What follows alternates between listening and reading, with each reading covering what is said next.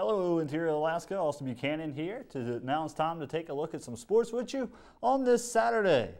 With senior games starting next week, there has already been a record of 367 people registered for the 12th annual Alaska International Senior Games. The games will start Friday and go until Sunday, August 17th. The games will be in various locations across Fairbanks and the North Pole. There will be 20 different sports taking place at each location, and several events are qualifiers for next year's National Senior Games in Minneapolis. Events like archery, basketball, cycling, and golf, co-ed hockey, along with indoor shooting, swimming, and tennis. These are just a few events taking place. Competitors will be coming from all around the world to compete in this year's Senior Games. People from Washington, Arizona, Alabama, New York, even Germany. The registration deadline has passed, but the ASIG committee is still searching for volunteers. For more information, call 987-2388 or visit alaskaisg.org. It's never too wet of a day for a rodeo in Alaska. Last night started the mud throwing action at the fairgrounds, everything from barrel racing to bull riding. If you missed it last night, well, tonight is your last chance to go check out the excitement. There was only 2 riders last night that rode for the full length of 8 seconds. That was Devin Malutin from Homer and Ruger Piva, who is a high school rodeo champion from Idaho. Malutin finished a score of 61 for his ride. The last night of the rodeo action continues tonight, starting at 7 p.m. at the Tanana Valley State Fair. Tonight is also toughness to wear pink, so everybody is encouraged that's attending the rodeo to wear pink. They'll be doing a donation tonight to raise money for the Breast Cancer Detection Center of Alaska. Also be selling 50-50 raffle tickets to help raise money.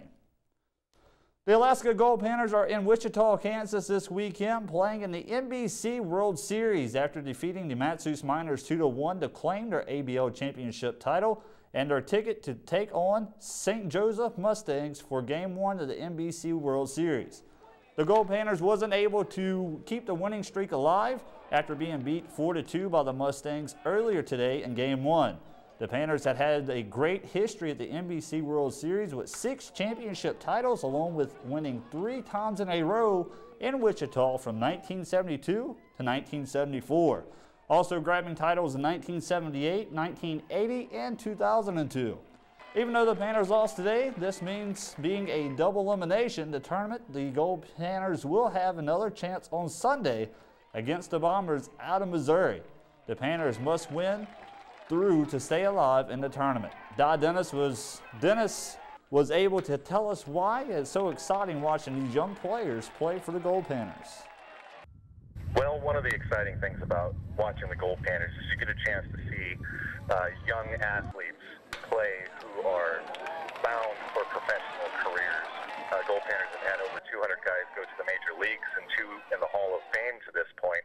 But really more important than that is the number of players that have been drafted and signed to professional contracts just to have an opportunity to reach those heights of those that have made the majors or made the Hall of Fame is the opportunity for these players to play professional baseball. Over 1,200 draft picks in the history of the club, dating back to the very first player ever drafted by the major leagues, Rick Monday, in 1965. And so that's something that's exciting to watch, is players that are going to be going into professional baseball very shortly. A happy tear to your eye. For the past 13 years, the Punta Gorda, Florida Police Department has been offering free summer basketball programs for kids. It began as a way to reach out to risk children. The coaches would tell you every now and then a kid comes through the program that teaches them a thing or two. Reporter Chris Gilmore has more. 7-year-old Cole and Dylan Bissonette are about as close as 2 brothers can be. They're twins, born just 2 minutes apart. They have similar interests. Goes up again. Turn that Xbox on. And they get on each other's nerves. Stop smiling. But there's one thing that really brings the 2 together: basketball. With that in mind, Mom Naomi signed the 2 up for the Punta Gorda Police Jammer Summer League. At a game 2 weeks ago, Cole did something most people consider normal. Cole scored a point, his first one ever. Kind of feeling he would make one. because that's all he would talk about. There's one big difference between the twins. If he has seizures, the heat will make him sick. We found out that he had cerebral palsy. He's got a slight malformation of his brain. Cole's condition severely limits the use of his left side and causes seizures. It's very hard. But it doesn't stop him from wanting to play basketball. I did not want to sit on the bench. I want to get in there and make a shot. He didn't score on his first attempt or his second. I was close to making that first shot. Then Cole had his moment, and the crowd went wild. It felt awesome. In that moment, every 10 to 13-year-old on the court were sportsmen. They were so gracious and so generous to let him score like that. That game went down as a loss for the light blue team, but the people who were there will forever remember things differently. Yeah, it was like a win to the team.